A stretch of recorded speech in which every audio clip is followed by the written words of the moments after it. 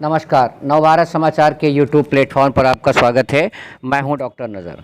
दोस्तों, मोदी की बढ़ती लोकप्रियता से छटपटाए विपक्षी दल इंडिया गठबंधन ने पत्रकारों का ही बाइकआउट कर दिया। इंडिया गठबंधन ने 14 बेबाक पत्रकारों के शो में न जाने का ऐलान किया है। इंडिया गठबंधन इन 14 बेबाक पत्रकारों से रूबरू होने में क्यों कन्नी काट रहा है? कहीं मोदी के सामने खुद को स्टैंड कर पाने को बड़ी चुनौती तो नहीं मान रहा है? राहुल गांधी और उनके प्रवक्ता का बयान पहले सुन लेते हैं। मगर इनके जो चैनल हैं ये भी नफरत फैलाने का काम करते हैं। 24 घंटा हिंदू मुस्लिम, हिंदू मुस्लिम, हिंदू मुस्लिम, हिंदू मुस्लिम, हिंदू मुस्लिम। ये सच्चाई नहीं है भाइयों और बहनों। मैं चला हूं कन्याकुमारी से यहां तक, ये सच्चाई नहीं है। ये मीडिया में चलाया जाता है, फैलाया जाता है, तो सवाल उठता है क्योंकि ये नहीं कर रहे हैं। इनके पीछे जो शक्ति है, इनके पीछे जो शक्ति है वो कर। साथियों, रोज शाम को 5 बजे कुछ चैनल्स पर नफरत का एक बाजार सजाया जाता है। पिछले 9 साल से लगातार चल रहा है। उस बाजार में अलग अलग पार्टीज के प्रवक्ता जाते हैं, कुछ विशेषज्ञ जाते हैं, कुछ विश्लेषक जाते हैं, लेकिन हम सब नफरत के उस बाजार में ग्राहक बनकर जाते हैं। हमें नफरत मुक्त भारत की दिशा में एक कदम उठाना था। आप हमारे नेताओं के खिलाफ हेडलाइन बनाते हैं, उनकी मीम्स बनाते हैं, उनके भाषणों को ट्विस्ट करते हैं, आप फेक न्यूज फैलाएं, कुछ भी करें, हम जूझने को तैयार हैं, लड़ने को तैयार हैं, आज तक लड़ते ही आए। लेकिन समाज में अगर आप नफरत पैदा करेंगे, और वो भी ऐसी नफरत जो कि हिंसा का रूप ले ले, हम उसमें भागीदार नहीं रहेंगे। बड़े भारी मन से निर्णय लिया गया। We are not oppose to any of these anchors, we do not hate any of these anchors, but we love our country more. हमें भारत से मोहब्बत है, इसलिए हमें इस नफरत की दुकान को बंद करने की दिशा में अपनी तरफ से जो हो सके वो करना होगा। यही सोचकर हमारे इंडिया अलायंस के तमाम सदस्यों ने यह निर्णय लिया कि हम इन नफरत के बाजारों में ग्राहक बनकर नहीं जाएंगे। उम्मीद है आने वाले दिनों में वक्त बदलेगा, स्थिति बदलेगी।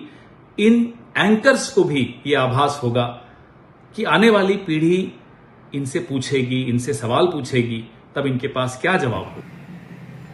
इंडिया गठबंधन एक बड़ा गठबंधन होने के बावजूद भी कहीं न कहीं मोदी को 2024 के चुनाव में मजबूत महसूस कर रहा है।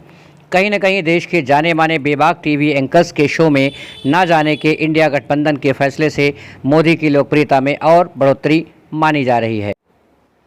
इस पर सुधीर चौधरी और अन्य बाइकआउट किए गए पत्रकारों ने कहा कि मीडिया के लिए क्या ये सही है? भारत के लोकतंत्र के लिए क्या सही है? क्या भारत में अभिव्यक्ति की आज़ादी के लिए ये कदम उठाना सही है? ऐसा पहली बार हुआ है कि 28 दलों ने मिलकर न्यूज़ के पत्रकारों की एक सूची जारी की है और कहा है कि हम इनका बहिष्कार करते हैं। ये प्रेस फ्रीडम के लिए, मीडिया की आज़ादी के लिए अच्छा संकेत नहीं है, बहुत बुरा संकेत है। आज की डेट में पत्रकारों की लिस्ट बनाकर बाइकआउट किया जा रहा है और ये चैप्टर इसलिए खोला कि मानसिकता इनकी कितनी पुरानी है और ये मानसिकता देश के लिए कितनी खतरनाक है। देश के लिए और नकारात्मकता के विरोध में बोलने के लिए हमारे भीतर और ज़्यादा शक्ति बढ़ेगी। कमी क्या है, हम ये जानना चाहते हैं, लोगों से पूछना चाहते हैं। लल्लन टॉप के राहुल द्विवेदी ने पत्रकारों और पत्रकारिता के संबंध में क्या कहा? ना किसी पत्रकार के वैलिडेशन से कोई नेता बनता है और ना किसी नेता के वैलिडेशन और आशीर्वाद से पत्रकार बनता है। पहली बात तो ये स्पष्ट होनी चाहिए। यहाँ खड़े होके जनता की आवाज, जनता के मुद्दों पर बात करोगे, जनता सुनेगी, तो सारा पॉलिटिकल सिस्टम झक मार के नोटिस लेगा। पॉइंट 1। और अगर किसी की तरफदारी करोगे तो उसी जनता को नजर भी आएगा कि किसके रेहन पे हो। संसद का सत्र शुरू होने वाला है। उससे पहले नरेंद्र मोदी के नेतृत्व में एनडीए अलायंस और कई विपक्षी दलों के नेतृत्व में इंडिया अलायंस अपने अपने ढंग से दांव खेलने में लगा हुआ है। तो हो क्या रहा है देश की राजनीति में? मंचों पर, प्रेस कॉन्फ्रेंस में क्या बयान दिए जा रहे हैं और अंदर खाने क्या चिंताएं हैं जिन पर चर्चा की जा रही है। बीजेपी नेता स्मृति ईरानी बाइकॉट किए गए 14 पत्रकारों के समर्थन में उतरती हुई नजर आ रही हैं। क्या कहा उन्होंने, सुन लीजिए। व्यक्त करती हूँ पत्रकारों का जो अब भी डटे हुए हैं, रिकॉर्डिंग कर रहे हैं। कहीं ऐसा ना हो तोमर जी, देश में 14 पत्रकारों की फहरिस्त निकाली कांग्रेस पार्टी ने, खंडन करते हुए इन पत्रकारों का नाम भी कहीं उस कांग्रेस की लिस्ट में ना आ जाए। लेकिन मानना पड़ेगा तोमर जी, ये नहीं पता था कि गांधी खानदान इतनी डरपोक है कि पत्रकार के प्रश्नों से डर जाएगी। अरे अभी से डर गए, मोदी के सामने मुकाबला क्या खाक कर पाओगे। बीजेपी के राष्ट्रीय प्रवक्ता संबित पात्रा ने क्या कहा।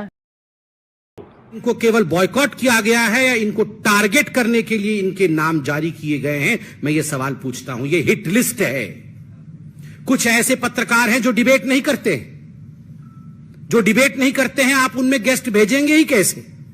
तो उनके नाम क्यों रखे गए हैं? टारगेट करने के लिए। एफआईआर डालेंगे, आपको छोड़ेंगे नहीं, आपको मसल के रख देंगे। और आप बताइए, एक पॉलिटिकल पार्टी के कार्यकर्ता होते हैं, अब मैं कांग्रेस के लिए या उनके पार्टी के लिए कहूंगा नहीं कि लाखों कार्यकर्ता है, हजारों तो हैं, कुछ सौ तो हैं ही। आपके कार्यकर्ता कल अगर इस हिट लिस्ट में जिनके नाम दिए गए हैं उनके साथ दुर्व्यवहार करें, उन पर हमला कर दे, क्योंकि आपने लिस्ट जारी की है बकायदा कि ये नफरती पत्रकार हैं, और प्रेस कॉन्फ्रेंस करके कहा है कि ये नफरत का दुकान चलाते हैं। अगर कुछ लोग इनके ऊपर दुर्व्यवहार कर दे तो इसके लिए जिम्मेदार कौन है? तो मैं इसको बॉयकॉट का लिस्ट कदाचित नहीं कहूंगा, मैं कहूंगा this was a hit job done by a hit list released by the Congress party and the India alliance. ये एक हिट जॉब है और मुझे लगता है इसे सारे पत्रकार फ्रेटर्निटी को बहुत गंभीरता से लेने की आवश्यकता। मीडिया को गोदी मीडिया का नाम दिया गया है। आखिर गोदी मीडिया क्या है, इस पर एक पत्रकार ने जनता से पूछा। जनता का जवाब भी सुन लेते हैं। गोदी मीडिया नाम की कोई चीज नहीं है। मीडिया वही दिखाती है जो सच है, और सच यही है कि इस समय भारत जो है तरक्की कर रहा है। गोदी मीडिया कांग्रेसियों की देन है। हाँ, कांग्रेसियों की देन है। कांग्रेसियों की देन है गोदी मीडिया नाम। जो भाजपा के संदर्भ में बात करे उसको गोदी मीडिया उन्होंने नाम दे दिया है। और मैं तो ये कहता हूँ कि जो कांग्रेस को वो आदमी वोट दे, जो आदमी वोट दे उसके घर में राहुल ऐसा बच्चा पैदा हो। जो सरकार की हाँ में हाँ मिला रही है, वो जो कह रही है उसी को सही दिखा रहे, वही है गोदी मीडिया। मीडिया जो बीजेपी का गुणगान करती है वो गोदी मीडिया है। तो कहीं ना कहीं 2024 में पुनः बीजेपी सत्ता में वापस आने को लेकर इंडिया गठबंधन में हलचल ज़रूर शुरू हो चुकी है। बने रहिए हमारे साथ, देखते रहिए नवभारत समाचार। मिलते हैं।